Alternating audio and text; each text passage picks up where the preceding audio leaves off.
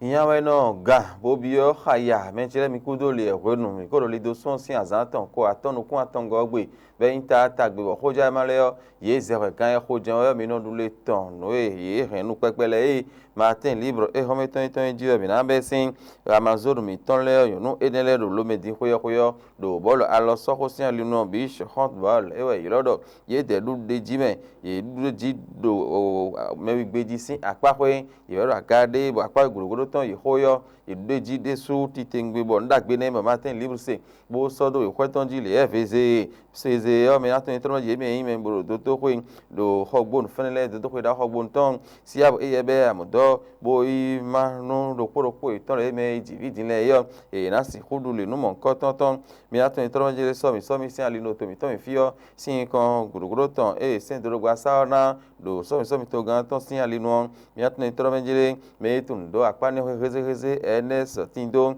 ko pa romia do wada ihodo menjire ni egbon fere hun ni wa yime me nevo pa me bodo gbe torun to wi to sile edesu bo le do gbe torun wada itarata ina ma so le la orune do deji ne wada itarata do so mi to gan ton si honu yo fi me la khode su pa gberu yeme do ba on tele bodo yeme khwa ije ton tete do ba nte fnele po bozon de lo bodo gbenu wada itarata do su do menjire egbon fere hun ni wa lo iton di ere ji kriyetu fene dia mi atne tronjire ho kunkula magulu ayan sunu yo do dido menjire mi la ho na do zenken ho lo pere po me ne odiyan na jejoro do aji ogbe si ho do me la ho na pa le ba gbon ede mo pere po amen martin libre se bo sto do ko ton jin o maro ku po do mari ko diyan to we ne le diyan adonja ime be bi opo do menjire nu do te bo do te po me do ai da ja isin alinu be we do na ipon lo pon se do sai lo sin ye kamelo martin libre wedo ni o menchile mi atun do menjire hoja maropo soro do biro ko ton ji homelo menjire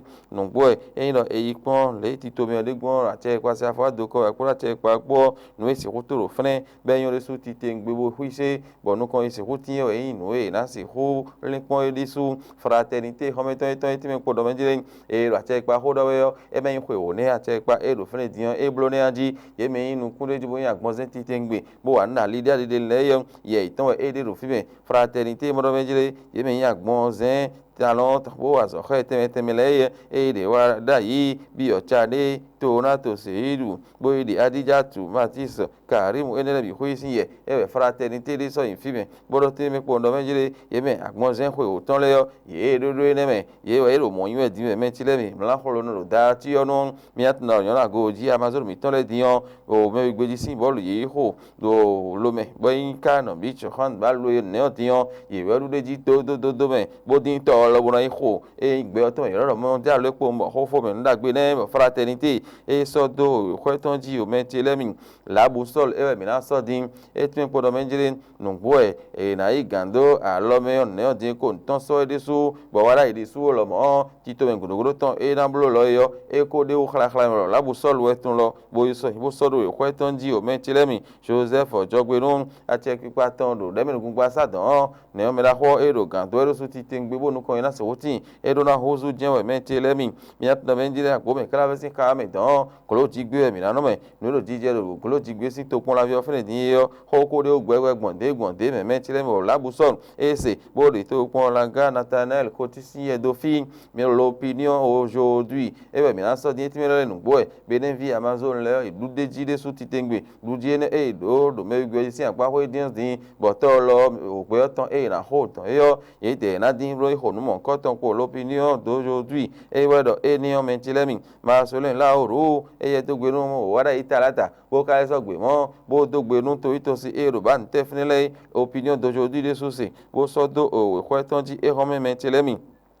le matinal mina so din etime podo menjire nungbo no kwiti na bi o mo jangi so do wa na do to mesin apa koyo verten na ye din mo do menjire nungbo afo ya de votin bo mi na si hode do ma wa bere to mi ton fia buru fide gbon ya hon no dagbe ne o dagbe de vo na level zangite le matinal se ho eneon no eje do mali sin o to me dan yo le matin de sotin etime podo menjire no eneon tiyan o ho menji karo mo diyan ogbeta ayo so ton diyan aija isin alinu karo ipa do dinche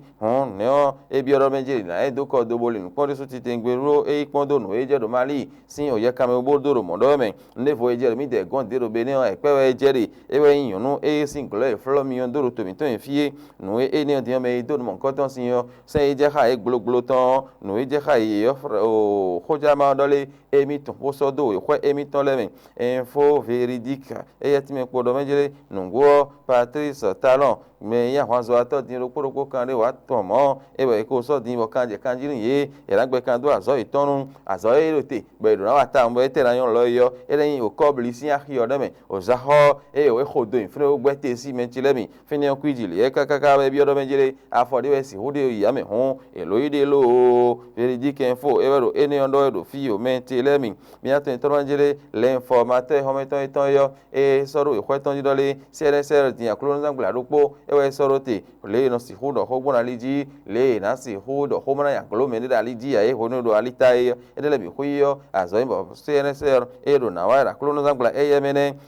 CNSR we achi nkodo karanda ko ye de lo poko pagbe nu wada ihoho do somi to gan ton sin oye ka me mentilemi mi atun itronjire awanzo atole diyan eti erugbe na yewe boy na si huje azowaji mesi zowaji do we ma polopolo o plon idi ala baton sin apa ko mentilemi onu enion diyan o l'informateur c'est bo soro kwetonjin mi gbo mi alele ko wa o matin libre hometon itonjin matin libre soro kwetonjin agaro menjire nu gbo amazon mi ton le luji do lo medin yon su ti tengbe bo me gbe oji diyan iwe da gan ton gbon boyi ajo enion da kun keun kan no dero hanu amentilemi ye ko egbo enion keun mentilemi on matin libre enion me devo egbo nevo sin pe de katero hudo to me fla folo nei hogbonu sin to ko da hone amdo siam ebe tu ko ton lobo ina ye me ro fiji teme finele bo matin libre sodo e ko tonji